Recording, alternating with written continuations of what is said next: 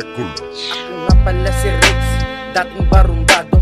Lugar kong kinagis nanay, puro tarantado. Laman ng basag ulo, di ko man teritoryo. Tinutulungan kahit na hindi ko kabaryo. Diyan ako nasanay, mundo na maingay. Dikit-dikit na bahay, di nawawalan ng tambay. At halos puro tagay ang makikita mo. Kaya naman nagsawa na ako sa nakikita ko. Unti-unting nagbago, limot na maging gago. Para sa aking kasintahan na sa akin nagpabago. Sa palengke na masukan, sumipag magtrabaho upang matupad ko ang binubuo na plano. Sa aking pamilya, nagpursige ng todo. Laking pasasalamat, binigay na ang regalo. Nagbunga sa wakas ang aming pagmamahalan. Ako'y nagsikap at mas lalong ginanahan. Pero isang gabi habang kami ay pauwi, barkaday nagkayayaan na tumuma sandali. Pagkatapos uminom, nagkukulitan sa daan. Kami ay napagtripan, silop na nakasibilyan. Nagkainitan at kami ay tinutukan. Aking kasama na tatlo, biglang tinuluyan. Ako ay pumalag sa baril, nag-agawan. Sabay karipas ng takbo, ngunit naabutan.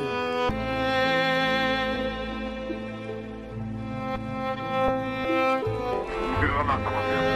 Nabaril na sitigala. Wala kong ginatahan mo. Saan niyo magbibigay na? Saan ginatay ka na mga masamahan mo? Sa'kin sinisisi kanilang kasamahan na tinamaan nila nung nagkaputukan. Sabi ko hindi ako, ano ba aking atraso? Maawa kayo sa'kin, ako ay pamilyado. Pilit sa'kin, pinipilit na ako ang gumawa. Kahit na alam nila, sila ang may gawa. Ako'y pinapaamin sa hindi ko ginawa. Sakit ay dinitiis, wala akong magawa. Ako ay nakaposas, bugbog sarado, grabe lalo pang pinahirapan. Tinusok pa aking ari, bawat isa sa kanila ay aking tinandaan. Habang gigil na rin sa galit ang buo kong kalamnan. Nang dumating aking asawa, ako'y hinang-hinana. Kusa ko nang inamin para di na lumala pa. Kinabukasan ay hinarap ako sa media. Pinasama palalo, tulak daw ako ng droga. Pinakita pa nila tatak ko dati sa loob. Patunay daw na masama dahil galing sa loob. Kinalat pa sa radyo na kanila kakilala.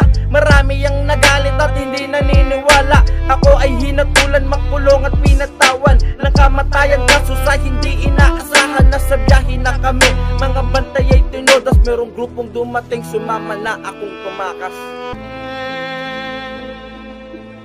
Di ako mamamatay tao. Di yan ang ibig ko sabihin. Bunti ka ba?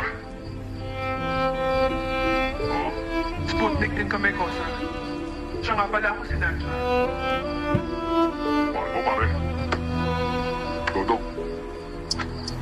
Pero, Agad kong pinuntahan ang aking asawa para sana kaming dalawa ay makalayo na. Kaso natunugan kami ng mga pulis. Doon kami nagbarilan habang papaalis. Pero di ko na malayan na ang aking asawa dinudugo na at may tama na ng bala. Hindi niya na kinaya, siya ay binawian. Ako hito ngayon, kayo naman ang babawian. Bitbit ko ang patalim, iisa-isahin ko na. Mga may atraso sa akin, sisingilin ko na. Una kong pinuntahan, tinarakan ko sa tiyan. Madiin tong diniin, binaon hanggang laman. Sinunod yung dalawa, sakto magkasama pa. Parehas nagpahirap sa akin, sabay ko tinumba. Dinamay ko na rin nung DJ na sakin nanira. Pinuntahan ko mismo, tinagtad ko ng bala. Nasundan ko na rin yung isa nilang kasama. Natitistigo sa akin, laban sa kanyang kasama.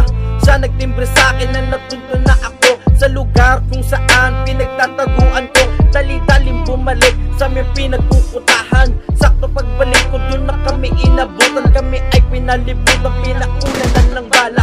Palitan ng putukan, sawi aking kasama. Dun kami nagpang-abot ng mortal ko na kalaban. Isang tiwaling pulis, ang tunay na may kasalanan. Siya nag-set up sa akin, nagpahirap ng gusto. Sa wakas, ngayon ay makakabawi na ako.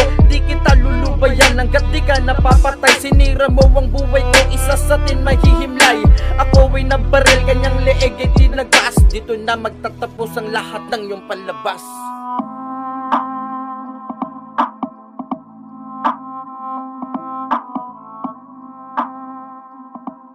Juan Castillo, ayon sa mga ulat, ikaw ang nagbulgar na ang lahat ng mga paratang ni Rex Drago ay bawang fabricated lang. Handa ka bang panindigan yan sa korte? Ubus na ang takot ko. Panahon na para ilabas ang katotohanan at ituwid ang hustisya. Panahon na rin para linisin ang hanay ng PNP. Ang mga pangyayaring bumabalot sa pagkamatay ni SBO2 Degala ay maaring maging katapusan para kay Rex Braga o simula lamang sa paglilinis ng kanyang pangalan.